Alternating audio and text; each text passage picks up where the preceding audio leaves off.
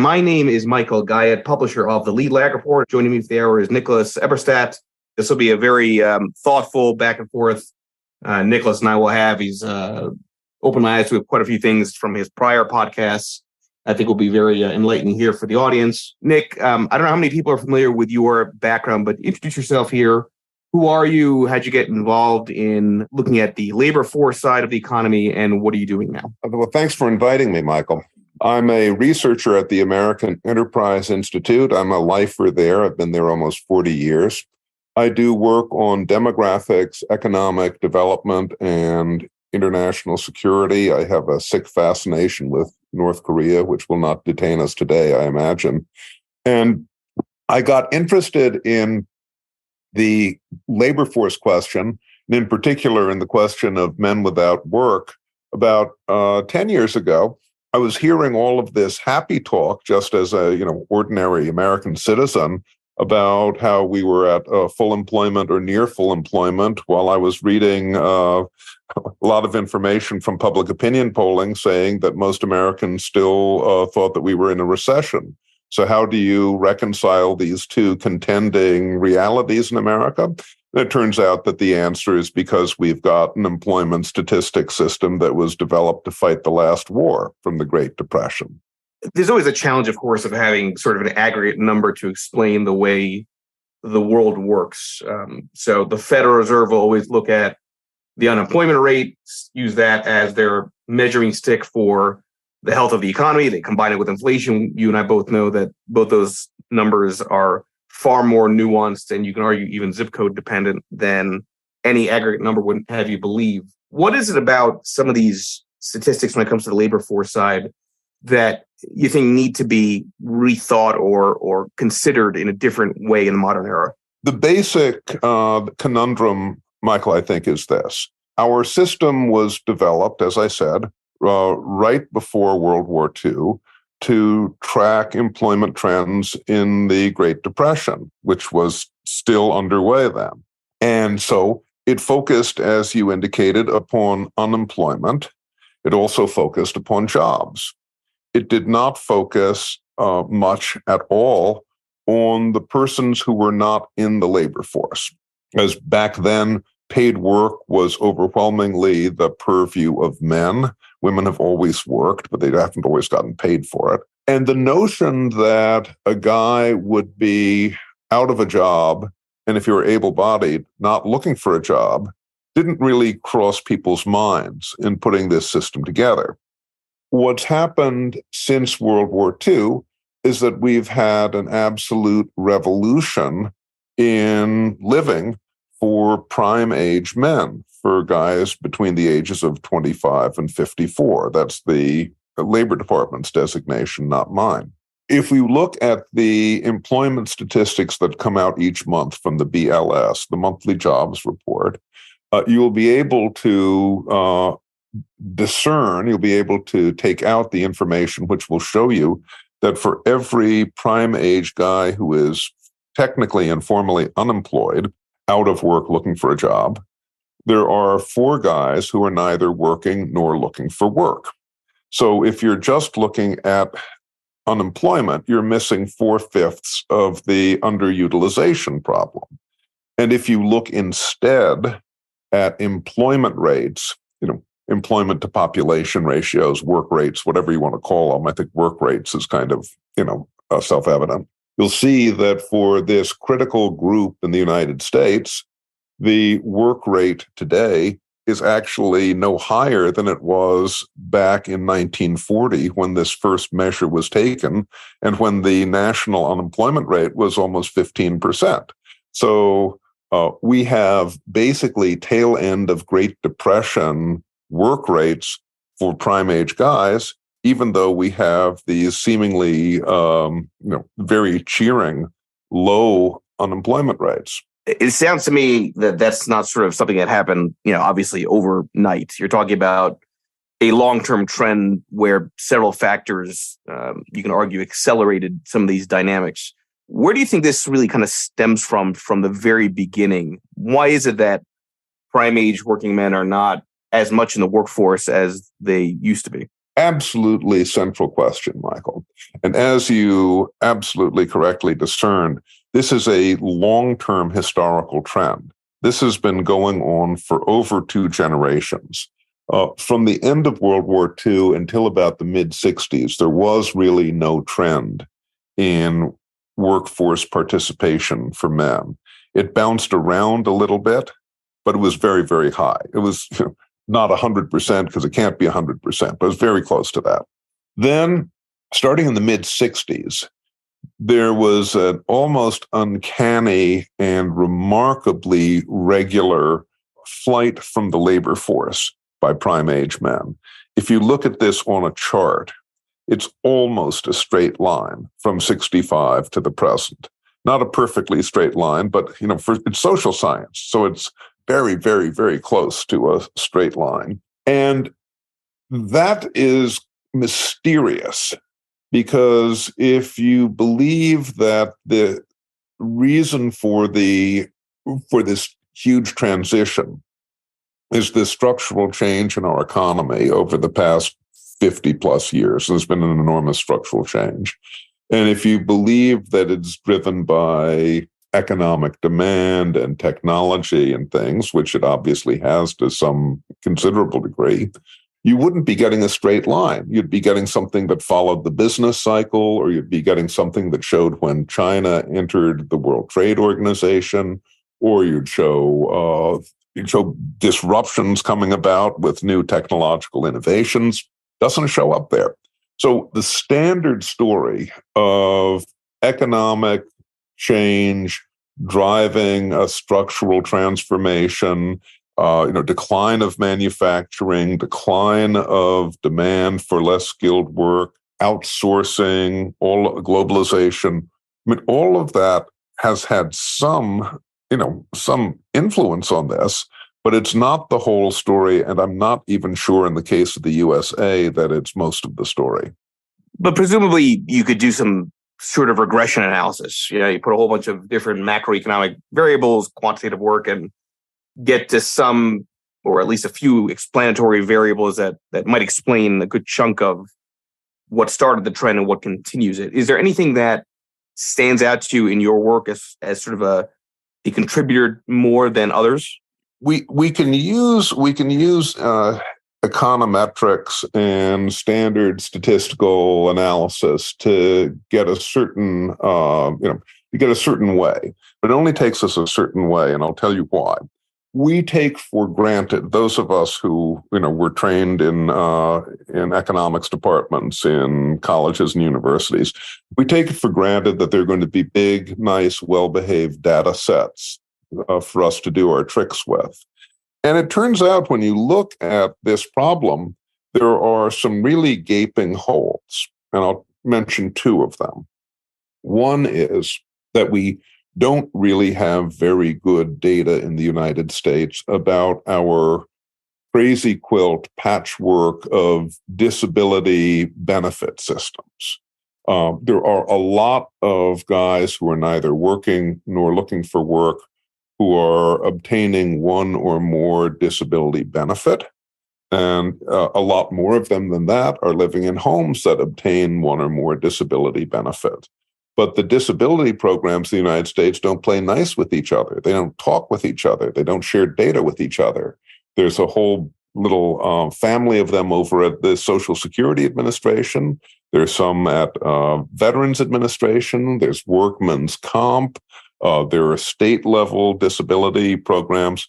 At the end of the day, there is no office in Washington, D.C. where you can go and ask somebody how many people in the United States are obtaining disability benefits. And this has meant, among other things, that the prevalence and influence of disability benefits has been systematically underestimated by economists. I would not suggest or intimate that disability benefits cause this problem. I can't show that, and I don't try to show that. What you can show is that disability benefits, penurious as they are obtained by most men who are out of the workforce in this way and are financing the alternative to working life. That's one. Another huge one, which is just an absolutely glaring blind spot, is information on America's ex-con population. For reasons I don't entirely understand, the United States statistical system has neglected the whole question of trying to track the conditions of life of people who have a felony conviction in their background. And when there were only a couple of million Americans in this universe, it was one thing. But at this point, we've got good reason to think that there may be 25 million Americans who have a felony in their background, overwhelmingly men, obviously. Something like 1 in 7, ballpark, 1 in 7 adult men in America. If you don't track that, you are clearly missing a huge component of this men who are neither working nor looking for work problem. And yet we don't have any really good systematic data on this. So because of the data gaps, we kind of by default, I think, tend to favor some theories over others, which we might be a little more careful about if we had a fuller range of information and evidence over the spectrum. The benefits point to me is intriguing, right? Which is, you go from a safety net to being it, right? Never getting off the safety net. And I'm going to assume that if you were to look at other countries, more emerging economies that don't have that kind of infrastructure, that don't have the same degree of benefits, obviously, as the West, that you would not see the same dynamic of men in the labor force that you see in the U.S. Well, I think you're right. Now, there are two parts to this, though. One is if you look at lower income countries with less developed social welfare systems, you generally tend to have health as the main constraint against absolutely full workforce participation. The other is that the U.S. welfare system, social insurance system, social welfare system, as I'm constantly told by my friends from other affluent Western democracies, is very stingy and penurious. And so the question of why relatively stingy, we might say, benefits end up coinciding with much higher out-of-workforce rates for American men than we see in some of the other rich countries is a real question. My surmise is that you can get some pretty perverse incentives even from some pretty modest benefits. And one of the unfortunate things, which has been true of our disability system for too long, although this is being corrected in most of the countries, is that disability enrollment made one eligible for low-income healthcare benefits, for our Medicaid program, which was a little bit incognizant of subsidizing OxyContin, other sorts of opioids and painkillers. About half of the guys who are neither working nor looking for work before the COVID pandemic reported in official government time use survey inquiries that they were taking pain medication every day. I mean, that puts a pretty grim picture on this circumstance. And to the extent that disability programs inadvertently help to subsidize the opioid explosion, we've got like a major unintended consequence working itself out. I did a book that came out last year called Men Without Work, Post-Pandemic Edition, in which I examined specifically some of the reverberations from the pandemic disaster. The most important consequence of the pandemic disaster was that COVID killed over 1 million Americans. But it had big repercussions on our economy and on our workforce as well. To this day, the United States has a shortfall of manpower, of men and women in the workforce that is maybe 4 million below what we would have expected on the pre-COVID trend. And we have this striking situation in the United States where of a peacetime labor shortage. I mean, everybody knows this now, right? I mean, everywhere you go, employers are practically begging for job applicants. With the Great Resignation, as it's been called, there's an awful lot of bargaining power in prospective workers' court. And yet there are millions of people still sitting on the sidelines. So how do we reconcile this? Well, COVID didn't kill 4 million people of working, who are in the workforce. That's not why it's lower. Some people did die, but it was mainly older people, as you know. There are some people who are suffering from long COVID. But if you look a little carefully at the surveys about what people say, there are a couple of 100,000 people who say that they're not in the workforce because they are suffering, specifically because they're suffering from long COVID. Now, that's a bad problem, but that's not a 4 million person problem. The big drop or the big gap there is because of a new face to the flight from work in America. It's not just a continuation of the trend for the men I was talking about, although unfortunately that has continued. We see a significant drop-off in labor force participation by people over the age of 55, and also some by prime-age women.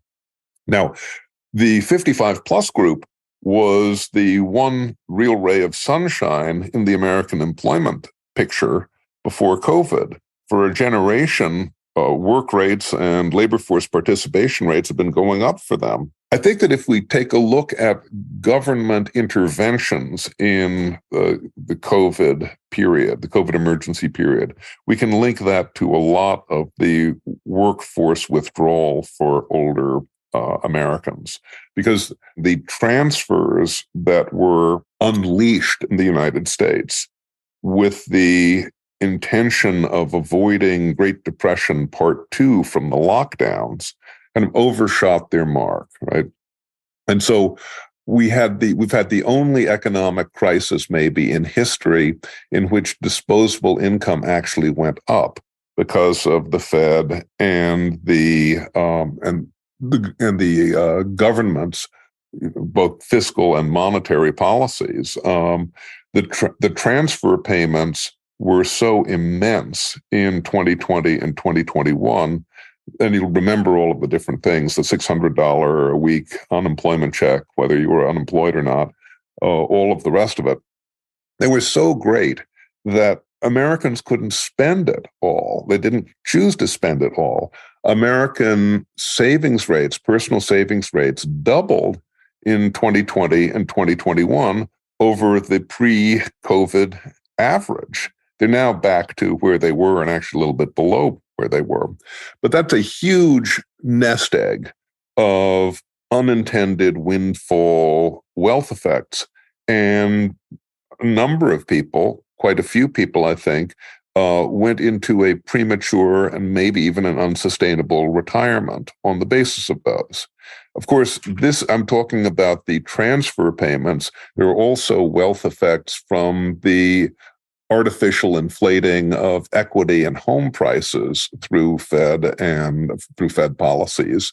All of those things are kind of working themselves out to some degree now. And I think that we'll find out just how many people from this older pool return to the workforce in the next year and a half. Given the labor shortage today, there is much less of a barrier of access to jobs on the part of lower skilled workers than there might have been, let's say, even 2 or 3 years ago. I mean, just think about it. We've got between 10 and 11 million job openings in the United States, and many millions of those openings are for jobs that have really a pretty low skill threshold. The most important skills for some millions of those jobs are the skills of showing up on time, regularly, not stoned or sober, And so that part is kind of curious because we see this resistance to returning to workforce by people who have been out of the workforce for a while. The mismatch of skills, I think, is a serious and continuing question, in a dynamic and rapidly changing economy. Keeping up one's skills, is kind of like a lifetime challenge, I think. But at the moment, the paradox of lower workforce involvement and, acutely high levels of unfilled jobs, some of which don't have very high skill qualifications, I think puts the paradox in a real perspective.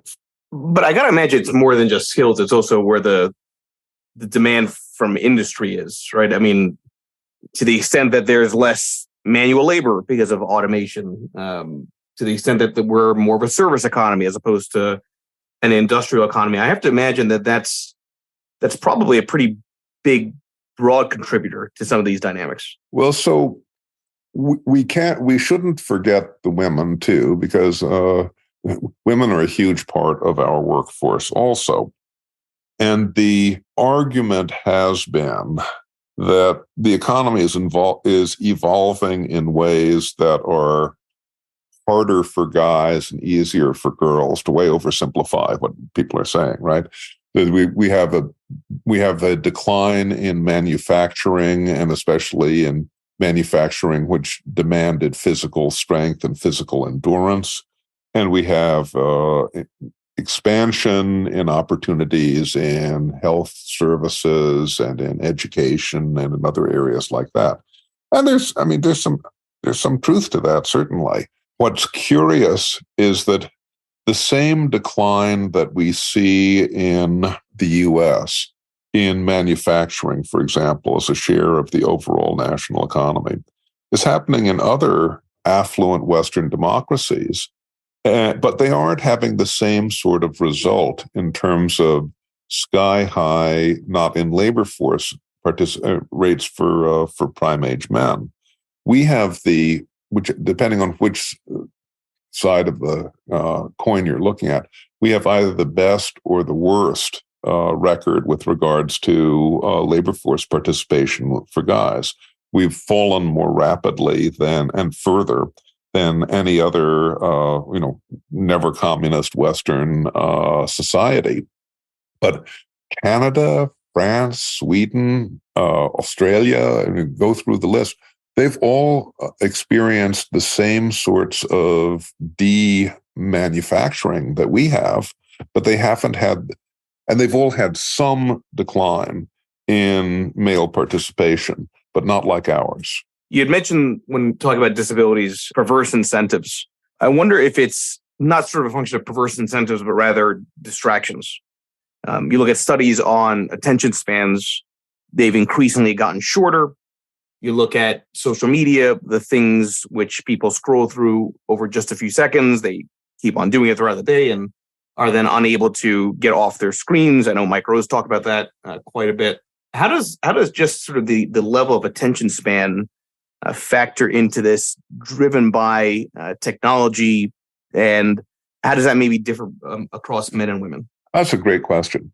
One way of trying to get at some of that is from what people who are not in the workforce say they're doing with their time. And we know that surveys aren't perfectly accurate. Everybody's a liar and all of that, but it's a first approximation. The Labor Department, through the BLS, compiles and publishes these annual time use surveys on American adults, whether you're working or not. They want to know what you do all day long. Now it helps them figure out like when people are working, that sort of stuff. If you take a look at the responses for guys who are prime age, but not in the workforce, you find that about, a little bit more than a tenth of them are basically full-time students who are training to get back into the workforce. Their reported time use is a lot like employed people. No surprise there. It's the big group, the over 6 million guys who are NEET, neither employed nor in education or training, that I think we're really talking about here. And what they say is pretty troubling. They report that, for example, that they basically don't do civil society. It's almost no worship, almost no volunteering, almost no charitable work. They've got a lot of time on their hands, but they say they do kind of surprisingly little help around the house with chores or help with other people in the house. What they say they do, and this gets to what you were saying, Michael, what they say they do is watch screens. And we can't learn from the surveys what they're watching or what kind of screens they are, but they're spending an average of 2,000 hours a year in front of screens. Now, that's about as much time as a lot of people spend on a full-time job, right? It's not just the male workforce dropouts who are doing this.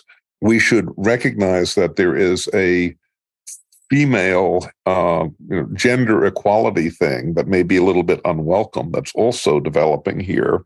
If we look at the 3 million prime age women who have no kids under the same roof as them, and who are neither working nor looking for work nor in education or training, and who are not currently married, their time use is starting to look more and more and more like these male dropouts I'm describing, and even down to the whole question of painkiller use. They were just asked in 2021 in the time use survey about pain pill or pain medication use, and almost half of the women in that group that I'm describing said that they use pain medication every day. Now, it isn't necessarily opioids, right? But it's pain medication every day. And we're seeing a lot of people who are spending a lot of time in front of screens at home and who actually report that they're getting out less than they used to in the past. This group of people is getting out of the house less than it did 15, 20 years ago. Whether that is being captivated by screens, whether it's being drawn into gaming, you can tell me as well as I can tell you, but there's something very strong that seems to be going on there, and it may directly deal with the attention span issue that you mentioned. Yeah, and as I'm listening to you, it sounds like it also relates to loneliness and depression. I mean, I'm sure you've seen the same studies, right, that I've seen around Instagram and Facebook are notorious for making people feel more depressed or lonely. And as you alluded to, right, to the extent that there's less marriages, there's more isolation, that results, I would argue, in a feeling of despair in why even bother working if you don't have somebody else to work for or with, I guess. Well, sure. I mean, when I look at these numbers, it looks to me like a pretty miserable tableau on the whole. And it looks to me as if we're talking about people who are not going to be getting back into the workforce. They're not developing the skills that are going to get them back into the workforce in this kind of way of life. They're maybe kind of becoming risk candidates for the deaths of despair that you mentioned. I mean, we human beings are social animals.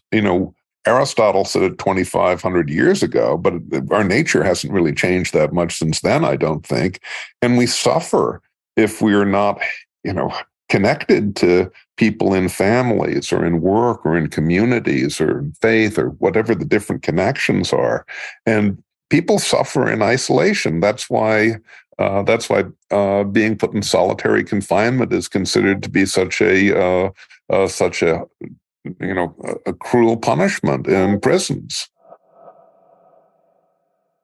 The isolation that we saw during the lockdown, I don't think was alleviated terribly well by social media. And as for the difference between men and women, that's kind of an intriguing finding. In the work that I do, I see a real difference between men and women in this regard. Women drop out of the labor force a lot and come back into the labor force And the women who do that, most routinely are mothers. Okay.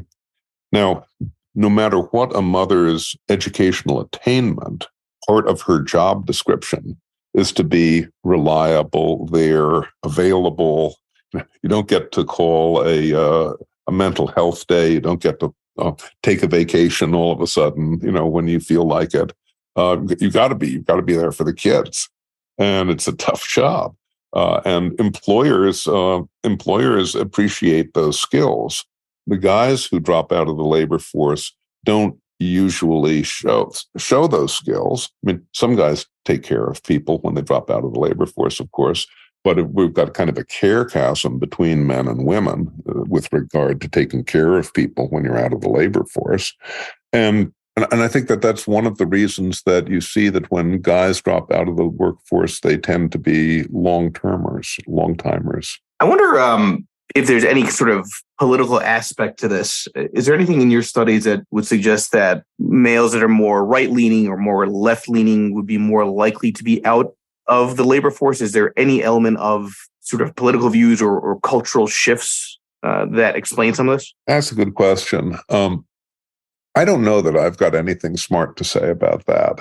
I mean, I would tend to think that I think there's a certain amount of evidence that people who drop out are less connected to society, less connected to their community, less likely to vote, maybe less likely to be interested in politics. I'd be able to tell you more about that if our public opinion pollsters asked questions about people's employment status, but as a rule, they don't. They want to know your age, your sex, your ethnicity, maybe your education sometimes, but almost never. They almost never ask about your employment status. I think that there may be a political consequence, though, of these trends that I'm describing. Since the beginning of the 21st century, we've had, as everybody knows, this huge increase in wealth that was generated in the country. Hasn't been evenly generated or evenly distributed, but it's been absolutely spectacularly huge increase in just the sheer amount of wealth sloshing around in the United States. At the same time that we see this decline in work or even in working hours, especially for these prime age men that I'm describing, but not only for them. If you think about it, when you've got a situation in the country where you've got way more wealth for wealth holders and less work for workers, that almost sounds like you're setting a stage for like a populist reaction. And I don't want to be too deterministic about it, but we have had a big populist reaction. And I think in retrospect, maybe it shouldn't be so surprising. Well, I mean, you always have to be careful about whether there are inconsistencies in the data sets and so forth. In general, I think that the people at the BLS do a very careful job.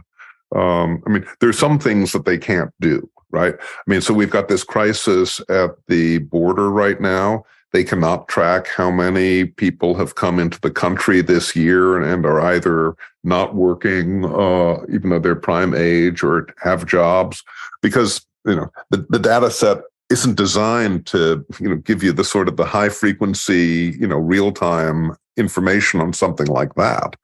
And there's certainly a possibility that it doesn't cover gig work as well as you'd want, although they say it does in principle.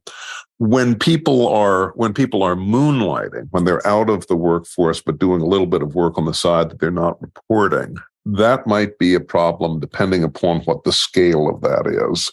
The people at the BLS and even the people at the IRS don't think that that's like a gigantic, kind of like analogous to what's always happened in kind of like post-war Italy, thing where people have a sidelines that they just never report on or pay taxes on.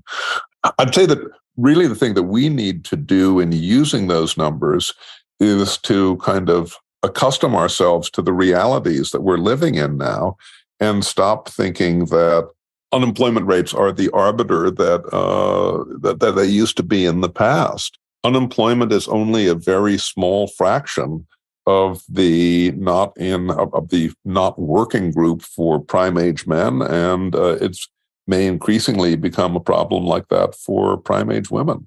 How important is family structure to this dynamic? I know we touched on the loneliness part a little bit, obviously, but it seems to me that as sort of the nucleus of a family, as a nuclear family gets smaller and smaller as a percentage of society, that does contribute quite a bit to less and less men just being in the labor force to begin with. Well, it's a very politically charged question nowadays, as I'm sure you appreciate, but I think it's inescapable. You can't avert one's eyes from this. And the correlation is absolutely crystal clear. No matter what your ethnicity, no matter what your educational attainment, if you are married, you're more likely to be in the workforce if you're a prime age guy. If you're never married, you're less likely to be in the workforce if you're a prime age guy, way less likely to be in the workforce if you're a prime age guy. They're way overrepresented in the not in labor force group. Interestingly enough, Michael, irrespective of whether you're married or not, if a prime age guy has kids under the same roof as him, he's more likely to be in the workforce. So, call it what you wish, like a provider impulse or something like that. Something like that is still evident. Now, obviously, it's not all a one-way street on this. You've got causation that's going in both directions here. But the fact that family structure is changing so much in the United States also tracks with this decline in male workforce participation. So some people would argue, okay, so that's sort of this is a explanation of the way that things are currently. And then the next natural question would be, well, so what? Right? So what are sort of the negative implications on society, on cultural well-being? And if it's not a pendulum swing, if it's a structural trend, what kind of policies do you think should be implemented, right, to try to counter some of this? Right. You could make the argument that this is a neutral or maybe even a positive phenomenon because these guys have all of this free time or leisure on their hands, right? And when I was trained in economics, shortly after the end of the Stone Age, there was this kind of mental tick, in our classes. We were taught to think about working time or leisure time. Well, leisure is actually a very specific use of free time. It's like to restore yourself or elevated pastimes. There are a lot of ways you can use free time that's degrading, and I think we've talked about some of that already. There's almost nothing good that comes out of this flight from work for men. It means slower growth. It means bigger income and wealth gaps. It means, in practical terms, more dependence upon social welfare programs and probably greater debt. It makes more pressure on fragile families, less social mobility, more alienation and detachment from, institutions and society, probably less trust. It's probably part of the, declining trust problem. And so there's nothing that I can point to that is, kind of heartening in this tableau. Now, how do we address it?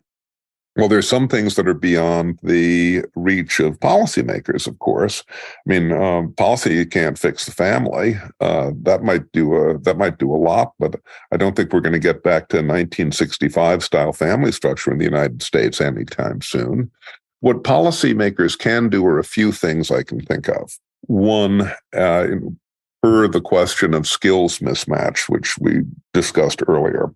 We can try to improve skills in our population through education or through additional education.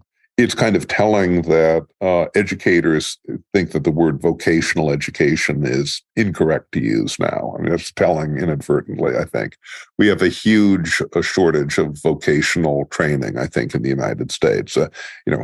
college isn't for everybody, but everybody should graduate from school and have a skill that they can, make a living off of and raise a family off of. So there's that whole question of better skills through policy. I mean, if we could, I think we should completely reconstruct our disability programs. Ideally, we'd have a work first principle in them, so that instead of an arrangement where people are kind of incentivized to be in, kind of long-term dependence and helplessness. There are some countries overseas that have done a lot of interesting things with this, including, in the Nordic countries like Sweden. It may be more expensive than the approach we have, actually, but the benefits might be there, social benefits, I mean, for society. And the last thing I'd mention on a policy basis is I think it's just indefensible and kind of insane that we don't seem to have any interest in learning about the 25 million invisible ex-cons in our society. 90% of them are not behind bars. They're in society as a whole. And especially at a time when we have a national labor shortage, you can't have evidence-based policies for reentry and getting people back into work and back into families and societies if you don't have the evidence. I mean, that seems to me to be an absolute no-brainer. That's something that could be done at the BLS in about a month by a couple of researchers, especially on the employment side. One thing I think we can all do around our kitchen tables or in our communities or wherever we're living is remember the value of work. And the value of work is not only pecuniary.